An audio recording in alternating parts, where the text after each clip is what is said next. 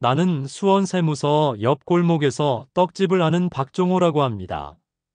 가게 간판은 낡았고 네온은 오래전에 꺼졌지만 매일 새벽 3시만 되면 시루에서 피어오르는 증기와 반죽기 돌아가는 소리가 골목을 깨웁니다.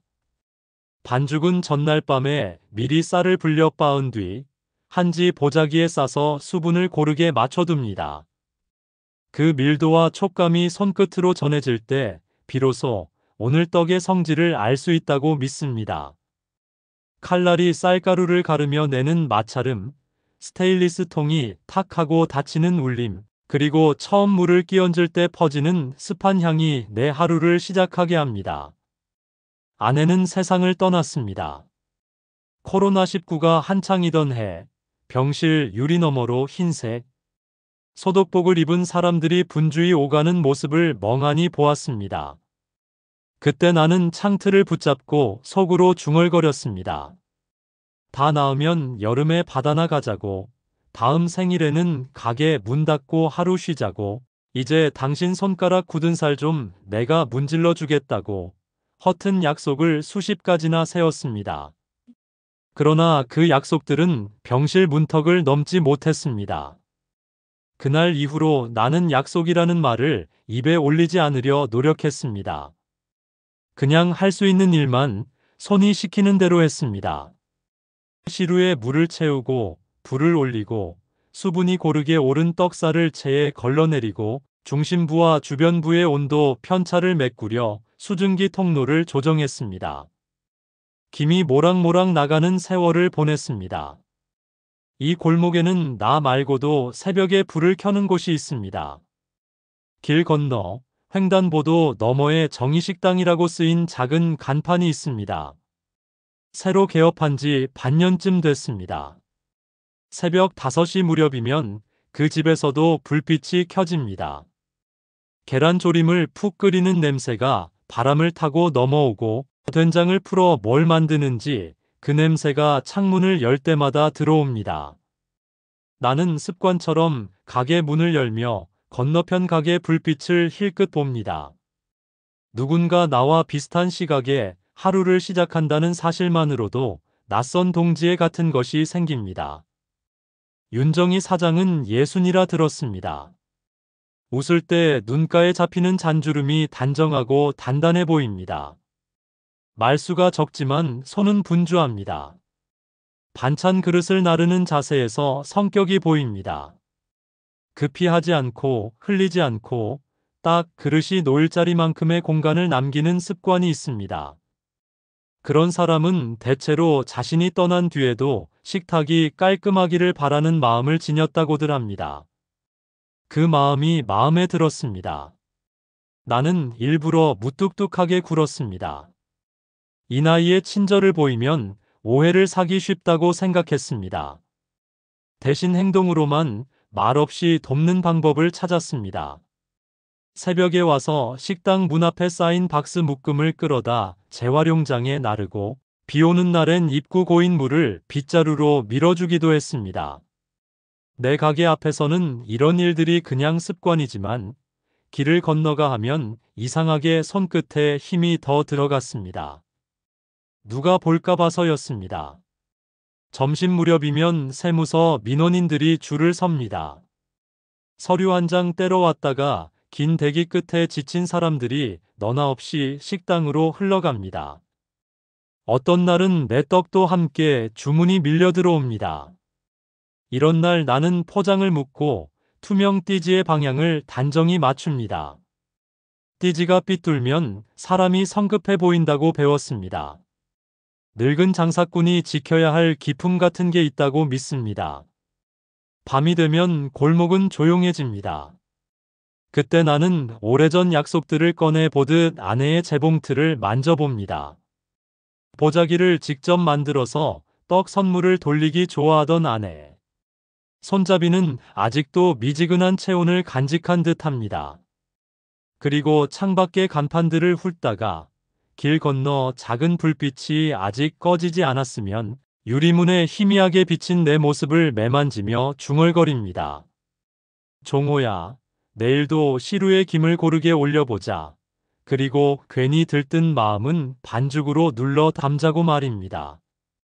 내 일상은 그렇게 말보다 일이 앞섭니다. 그날도 아침 장사에 숨이 찼습니다. 인절미, 송편, 약식, 절편까지 주문이 겹쳤습니다. 배달 오토바이가 오기 전까지는 포장 마감을 해야 했습니다. 투명 뚜껑이 닫히는 소리가 연달아 탕탕 울릴 때마다 내 심장도 같이 탕탕 뛰었습니다. 그 사이 유리창 너머로 식당을 스쳐봤습니다. 손님이 북적였습니다. 그리고 소리가 커졌습니다. 술 먹은 듯한 목소리가 반찬이 짠해, 밥이 식었네, 주인 나와보라네 떠들어댔습니다. 나는 처음엔 고개를 숙였습니다. 남의 가게 일에 끼어드는 건 예의가 아니라고 배웠습니다. 하지만 한참이 지나도 윤정이가 보이지 않았습니다. 대신 젊은 알바 학생이 어정쩡한 사과를 반복하고 있었습니다. 그 소리가 내 귀에 비수처럼 박혔습니다. 아이 탓이 아닌데 아이가 욕을 먹으면 어른이 나가야 한다고 배웠습니다. 나는 손을 털고 길을 건넜습니다. 문을 열자 기름 냄새와 김이 한꺼번에 몰려왔습니다. 술 취한 남자가 접시를 쿵 놓으며 고성을 질렀습니다. 나는 그 사람 앞에 서서 말했습니다. 그만하시지요. 목소리는 낮췄지만 말끝을 흐리지 않았습니다. 남자는 나를 훑어보더니 핀잔을 쏟았습니다. 영감이나 집에 가 있지 왜 나서느냐고 했습니다. 나는 한 발 더 다가섰습니다. 그리고 더 차가운 목소리로 말했습니다. 여긴 밥 먹으러 오는 곳입니다. 밥 먹는 자리에 욕설이 끼면 밥이 상합니다. 잠깐 나가서 바람을 쐬고 오시지요. 윤정희 사장은 아무 말도 하지 않았습니다. 대신 내 옆을 지나가 계산대를 정리했습니다. 그 침묵이 더 큰 신뢰처럼 느껴졌습니다. 술 취한 남자는 결국 의자를 밀치며 나갔습니다. 나는 허리를 굽혀 떨어진 젓가락을 주웠습니다. 그리고 아무 일 없다는 듯 나왔습니다. 저녁에 가게 문을 닫으려는데 내 문 앞에 하얀 도시락통이 놓여 있었습니다. 뚜껑에 붙은 메모에는 고맙습니다라고 한 줄 적혀 있었습니다. 도시락을 열어보니 멸치볶음이 가득했습니다. 땅콩도 아닌 잣을 다져 올려 고소함을 살렸습니다. 무생채는 길이가 일정했습니다. 힘이 빠진 내 어깨를 그 정성들이 일으켜 세웠습니다. 나는 그날 밤 시루를 하나 더 올렸습니다. 갓 찐 두텁떡을 얇게 썰어 투명 용기에 담고 겉질을 한 장 깔아 눅눅함을 막았습니다. 다음 날 이른 시간 식당 문 손잡이에 걸어두었습니다. 메모는 적지 않았습니다. 이 무뚝뚝한 왕복이 가끔 이어졌습니다. 반찬이 오면 떡이 가고 떡이 가면 반찬이 왔습니다. 말수는 늘지 않았습니다. 그러나 그 말없는 교환이 도수 높은 술처럼 속을 뜨겁게 했습니다. 나는 이따금 생각했습니다. 이 늙은이가 괜히 마음을 키우는 것은 아닌지 주제넘은 친절로 보이면 어쩌나 하고 겁을 냈습니다. 그럴 때마다 나는 반죽기에 손을 더 깊숙이 넣었습니다. 반죽은 거짓말을 싫어합니다. 내 마음이 들뜨면 결이 흐트러지고 마음이 고요하면 표면이 고르게 반짝입니다. 그 고요를 지키려 애썼습니다. 어느 비 오는 날 새벽이었습니다. 식당 문 앞에 우체통이 뒤집힌 채로 물에 떠내려가고 있었습니다. 나는 우산을 접고 손으로 물기를 틀었습니다.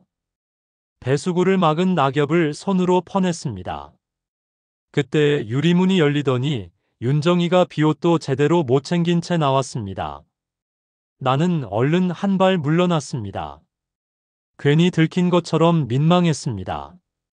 그녀는 말했습니다. 손 시리시겠어요? 저는 어쩔 줄 몰라 했습니다. 그리고 급히 가게로 돌아왔습니다. 그날 시루 김이 유난히 하얗게 맑아 보였습니다. 윤정희 사장의 얼굴처럼 마음이 갈 곳 없는지 한참이나 뛰었습니다. 정희식당이 들어선 건물은 사실 제 건물입니다. 아내가 살아있을 때, 아이들이 떠난 뒤 우리 둘만의 노후를 위해 작은 것 하나 마련하자며 허리띠를 졸라매고 샀습니다. 임대차 계약서의 소유줄 안에는 내 이름과 사망한 아내의 이름을 남겨놓았습니다. 살아있는 동안 그녀 이름으로 한번 번듯한 도장을 찍고 싶었습니다. 내겐 그것이 제사상보다 더 큰 의미가 있었습니다. 임대료는 동네 시세의 절반으로 받았습니다. 코로나가 휩쓸던 해에는 석 달치를 아예 면제했습니다. 가끔 공실이 나면 동네 부동산에서 전화를 했습니다. 사장님은 맨날 손해보시네. 임대료 올리셔야지요. 하고 걱정했습니다. 나는 웃으며 대답했습니다. 상가에서 제일 무서운 건 빈집입니다. 사람이 드나들고 불이 켜져야 골목이 삽니다. 내겐 임대료보다 사람이 소중합니다. 하고 말입니다. 윤정희가 계약하고 들어올 때도 나는 직접 나서지 않았습니다. 관리인을 통해서만 일을 처리했습니다. 관리인은 내게 보고했습니다. 사장님, 그분 사정이 좀 기구하시네요. 남편을 일찍 잃고 혼자 딸 키우다 식당 차렸답니다. 라고 했습니다. 나는 고개만 끄덕였습니다. 그 이야기만으로도 충분했습니다. 그날 밤 나는 계량컵에 물을 조금 더 채웠습니다. 백반집은 뚝배기가 중요하고 떡집은 수분이 전부입니다. 누군가의 눈물이 섞이지 않게 내 시루의 물을 더 맑게 하고 싶었습니다. 사실 비밀은 오래 비밀로 남지 않습니다. 동네야 좁고 사람 입은 가볍습니다. 그러나 이상하게도 내 정체는 좀처럼 드러나지 않았습니다. 아마도 내가 앞에 나서지 않았고 관리비 고지서도 고객센터 명의로만 나가니 누구도 집요하게 묻지 않았던 모양입니다. 가끔 윤정희가 계산대에서 임대료 봉투를 꺼내 관리인에게 건네는 모습을 보았으나 관심 없는 듯 나는 가게 안쪽에서 반죽을 더 치대었습니다. 마음이 울렁거리면 손은 더 많이, 더 깊게, 더 오래 반죽을 만졌습니다. 골목엔 별별 일이 있습니다. 밤에 술 취한 이가 식당 유리를 두드리며 행패를 부린 적도 있습니다. 그때도 나는 그림자처럼 바짝 다가섰다가 조용히 서 있었습니다. 사람은 자신을 비추는 거울을 보면 행패를 거둔다고 합니다. 내가 거울이 되어 서 있으면 상대가 자신의 모습에 민망해지는 순간이 옵니다. 그러면 소리의 높이가 내려갑니다. 나는 싸움을 싫어합니다. 그러나 밥 먹는 집 앞에서 밥보다 더 중한 사람을 모욕하는 소리가 나면 그 소리가 내 시루까지 떨어져 떡을 상하게 한다고 믿습니다. 그래서 서 있었습니다. 말보다 행동이 먼저여야 할 때가 있습니다. 가끔 나는 상상합니다. 윤정희가 이 사실을 알게 되면 뭐라고 할지 생각합니다. 어쩌면 불편해할지도 모릅니다. 혹은 눈을 동그랗게 뜨고 왜 이제야 말하느냐고 불평할지도 모릅니다. 그때 나는 뭐라 대답해야 할지까지 연습합니다. 당신이 잘 되는 걸 남의 도움으로 보이고 싶지 않았습니다. 라고 말하면 너무 멋들어진 대사 같아 민망합니다. 그보다는 내가 말을 잘 못합니다. 몸으로 하는 게 편합니다. 라고 솔직히 말하는 편이 내겐 맞습니다. 그러니 그날이 오기 전까지는 그냥 반죽기 옆에서 기다리기로 합니다. 비밀이란 건 들키려 애쓰지 않으면 의외로 오래 갑니다. 그날 아침 골목 공기가 유난히 싸늘했습니다. 간밤에 비가 와서인지 노면이 반짝거렸습니다. 나는 평소처럼 시루를 올리고 첫 김이 올라오는 순간 유리문 너머를 보았습니다. 식당 유리에 종이 한 장이 붙어 있었습니다. 오늘 휴무합니다라고 적혀 있었습니다. 글씨는 단정했지만 그 단정함 사이로 급함이 비쳤습니다. 이유가 적히지 않은 휴무는 흔치 않습니다. 나는 바로 핸드폰을 꺼냈습니다. 나는 관리인에게 전화를 했습니다. 혹시 정희 사장님 소식 아느냐고 물었습니다. 그는 모른다고 했습니다. 잠시 망설이다가 계산대에 붙어있던 딸의 연락처를 떠올렸습니다. 예전에 영수증에 적힌 번호를 본 기억이 났습니다. 나는 떨리는 손으로 번호를 눌렀습니다. 3번의 신호음 뒤에 젊은 여자 목소리가 나왔습니다. 윤정희의 딸이라고 했습니다. 어머니가 갑자기 쓰러지셨어요 라는 말이 들렸습니다. 과로와 빈혈이 겹쳤다고 했습니다. 지금 병원으로 옮겼다고 했습니다. 나는 더 묻지 않았습니다. 허리춤에 손수건만 하나 꽂고 뛰기 시작했습니다. 이 나이에 뛰면 무릎이 살려달라고 난리가 납니다. 그러나 그날은 무릎의 목소리가 들리지 않았습니다. 병원 자동문이 열릴 때까지 내 머릿속엔 오직 두 마디가 맴돌았습니다.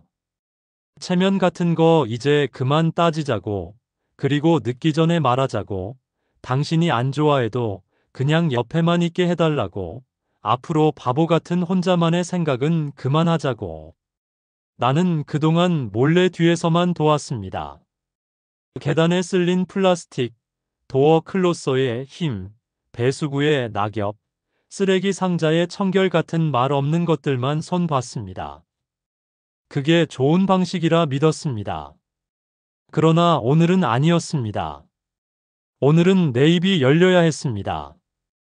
응급실은 반듯하고 차가웠습니다.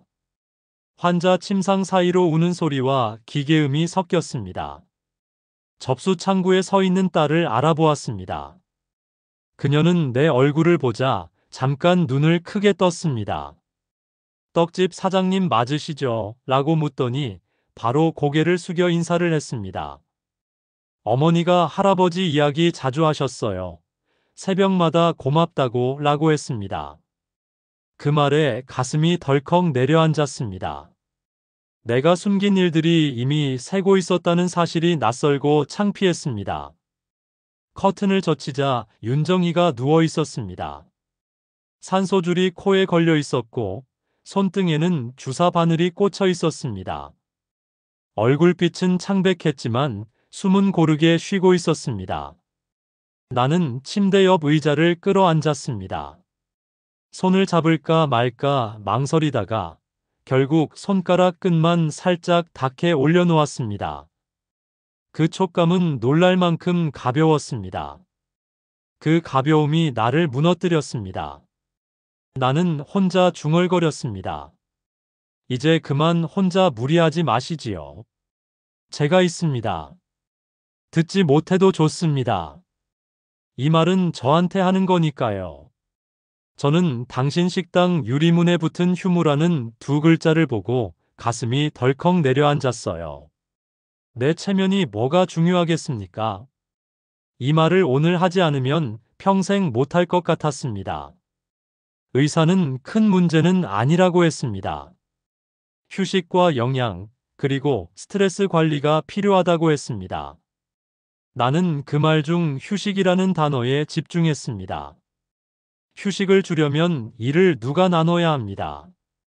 나는 나눠들 수 있습니다. 반죽은 새벽에 하고 점심 전후에는 뭔가를 거둘 수 있습니다. 쌀뜨물의 탁도와 멸치 비늘의 씁쓸함을 덜어내는 법을 나는 압니다. 사람들은 떡 장사만 한 줄 아는데 우리 세대는 밥도 했고 국도 끓였습니다. 그럴듯하게 말하진 못해도 손은 기억합니다. 병실 창문 틈으로 햇살이 들어왔습니다. 먼지들이 떠다녔고 그 사이로 윤정희의 숨결이 얕게 흔들렸습니다. 나는 그 흔들림을 보며 결심했습니다. 오늘부터는 뒤에서만 돕지 않겠다고, 앞에 서겠다고, 최소한 눈을 마주치고 돕겠다고 마음먹었습니다. 윤정희가 깨어났을 때 나는 병실 의자에 고개를 떨군 채 앉아 있었습니다. 긴장과 안도의 끝에 떨어진 잠은 짧았지만 깊었습니다. 눈을 뜬 그녀가 작은 목소리로 내 이름을 불렀습니다. 박 사장님이라고요. 나는 벌떡 일어났습니다. 그리고 어색하게 웃었습니다. 괜찮으십니까? 라고 물었습니다. 그녀는 미안하다고 했습니다. 식당 문을 급히 닫느라 동네에 폐를 끼친 것 같다고 했습니다.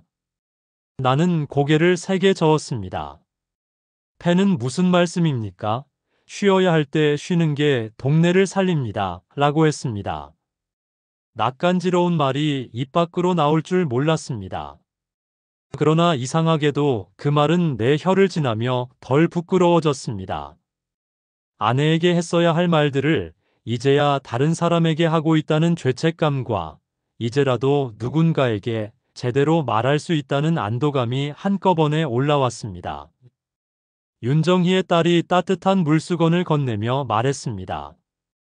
어머니가 사장님 얘기를 자주 하셨어요.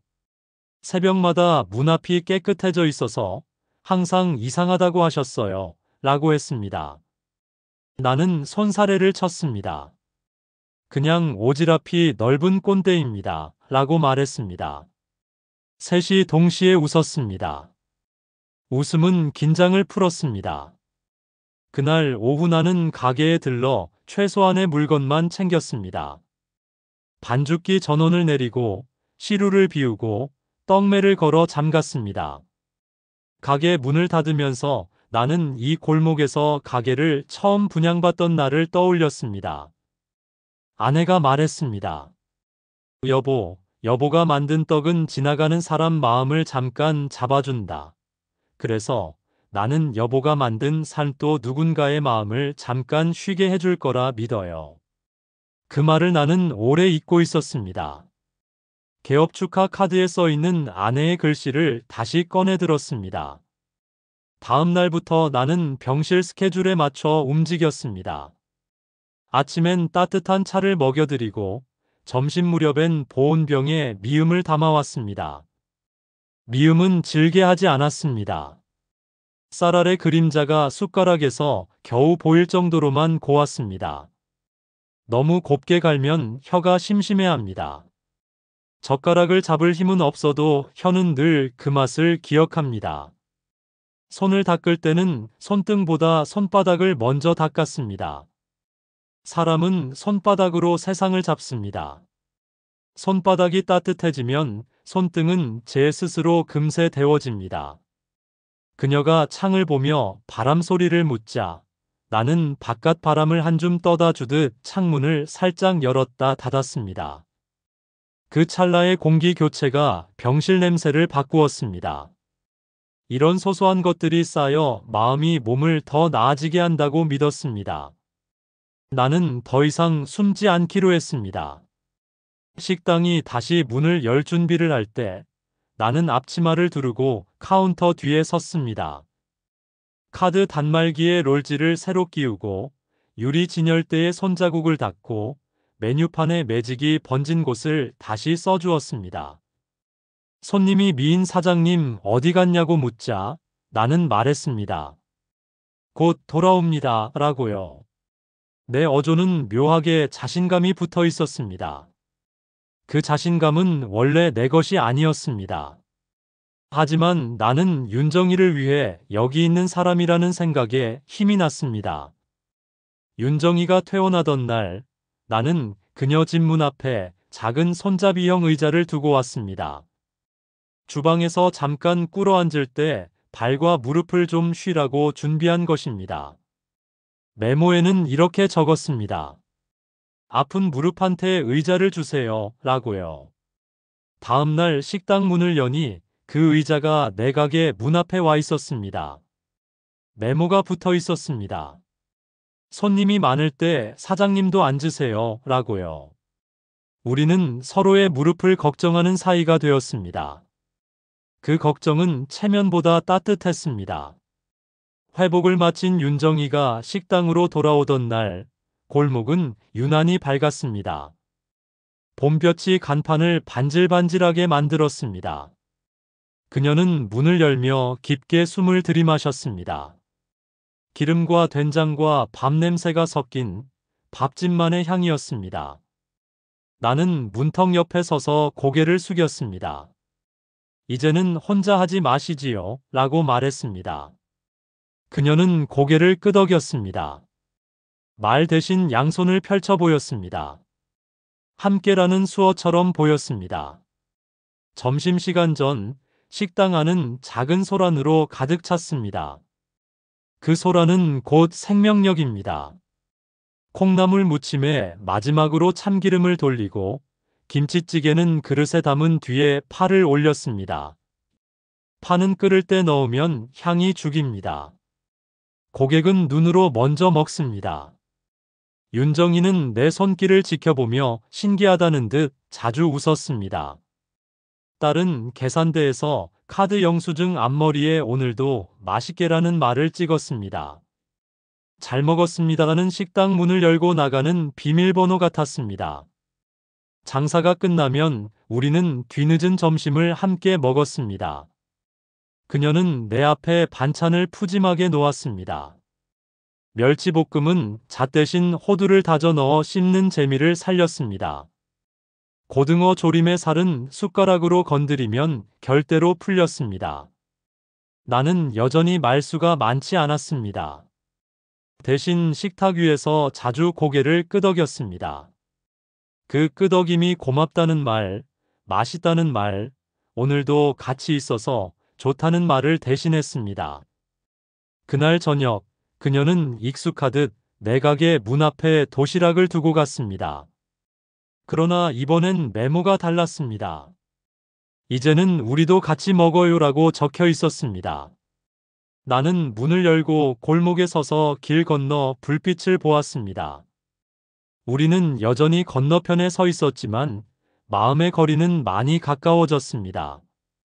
그 거리는 비밀을 고백하기 전에 설렘처럼 달달했습니다. 가래떡의 꿀처럼요. 나는 건물 이야기를 언젠가 말해야 할 때가 올 거라는 걸 압니다.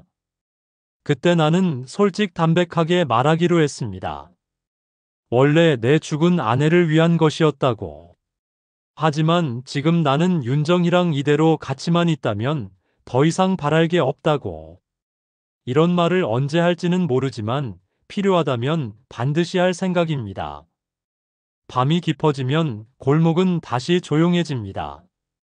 나는 불을 끄기 전 시루 뚜껑을 마지막으로 한번 들어봅니다. 내일 모락모락 올라올 김을 상상해 봅니다. 김이 고르게 올라오려면 오늘 물을 맑게 갈아두어야 합니다. 삶도 그런가 봅니다. 오늘 맑게 갈아둔 마음이 내일 고르게 올라옵니다. 나는 창을 닫으며 속으로 말합니다. 내일도 같이 먹읍시다. 같이 쉽시다 하고요. 그렇게 우리의 새로운 시작이 말보다 행동으로, 체면보다 돌봄으로, 비밀보다 고백으로 조금씩 형태를 갖춰갑니다. 골목 끝 신호등이 녹색으로 바뀌면 건너편 불빛과 이쪽 불빛이 동시에 더 환해지는 것을 나는 봅니다. 내일도 같은 하루를 기대합니다.